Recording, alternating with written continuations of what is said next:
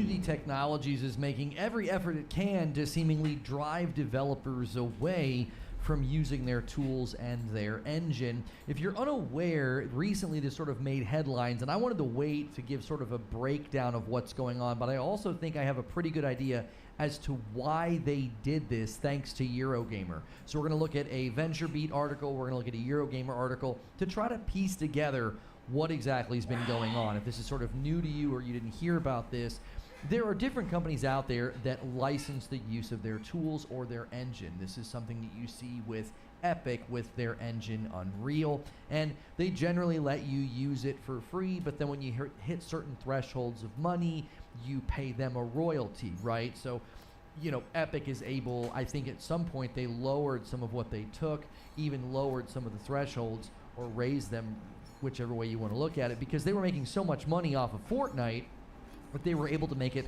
even easier for smaller studios to use the Unreal Engine and the Unreal tools. Now, there are people that are concerned about that, right? I've seen a lot of people express concern about, well, everybody's going to switch to Unreal, everybody's switching to Unreal 5, and then what if 10 years down the line, Epic is suddenly not so generous and they start charging exorbitant fees? Well, Unity pushed out changes and updates that was causing companies to say, we literally can't survive this. Like, we can't use your tools anymore, your engine anymore.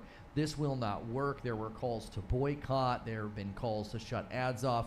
There was a joint letter sent, and everyone is sort of confused as to, like, what's going on? Why would you do this? Why would you suddenly make these changes, especially if it's going to be tectonic? Now, Unity's responded in a couple of different ways, trying to say that it wouldn't apply to everybody. It would only apply to some companies. They're also trying to walk some of it back and seemingly trying to survive. So generally that's the gist of it, is like they pushed out this update, everybody got really mad, they've tried to make it better, but even if they walk back everything 100% and just say, okay, we're not going to do any of this, I believe they've broken so much trust that it's going to be really hard for them as a company to weather this storm.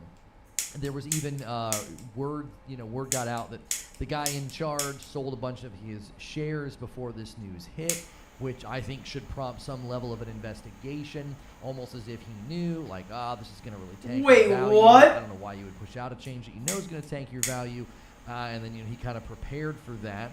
And there was also sort of... Man, the corporals are going fucking nuts this year. Or wherever they're housed. And just they had full to shut down corruption for a day, playthrough. And it turns out that the threat came from somebody at the company. So it was all felt very full. And then he kind of prepared for that. And there was also sort of a credible threat on their building or wherever they're housed. And they had to shut down for a day. And it turns out that the threat came from somebody at the company. So it all felt very staged. God damn it. All felt very fake. We'll give you a goddamn raise. Suddenly trying to say, oh, we're the victim here. We pushed out this update and now we're getting threats on our life or whatever. So I want to quickly look at VentureBeat just to give you a picture as to what happened. So a year after Unity raised its prices for enterprise and professional versions of its game engine, Unity on Tuesday added a new charge for smaller developers who meet thresholds for revenue and installs. Starting on January 1 of 2024, Unity will charge a Unity runtime fee for any game that surpasses a revenue and lifetime install in the preceding 12 months. Normally, Unity personal usage is free, and subscribers for Unity Pro pay $400 per seat. But under the changes announced today, Unity Personal and Unity Pro users will pay fees if they hit $200,000 in revenue in a year and 200,000 lifetime installs. For anywhere from 1 to 1 million installs, those users will pay 20 cents per install. So they've got this guy here, Mark Whitten, Unity Create president, in an interview with GamesBeat. He says it's a price increase, it's a business model change. From our perspective, we're working on ensuring that that there's an accurate exchange of value between Unity and its customers. But with that said, the price increase doesn't impact the significant majority of our customers. So they were trying to act as if, like, listen, this is going to affect that many people. In the earliest stages when this news hit, it looked like you were going to pay for every single install. So, like, if somebody deletes and reinstalls the game, like, people could basically bankrupt the company, right? There was also different ways that we're going to be handling games if they hit Game Pass.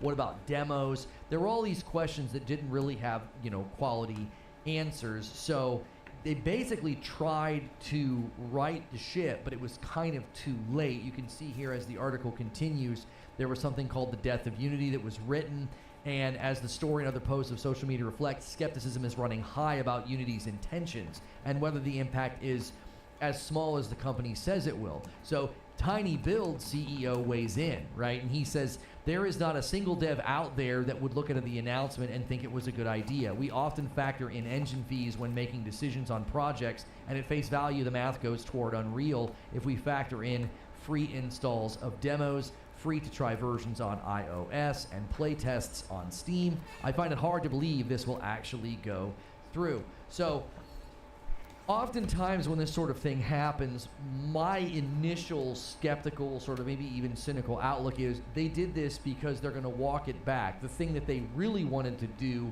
will look better, but they don't want to push that out first, right? It's like, well, I really want to smack you, so I'm going to threaten to punch you instead. Well, Yo. okay, and then I smack you. Like, that's what I wanted to do. I wanted to do something that I know you're not going to like, but if you think I'm going to do something far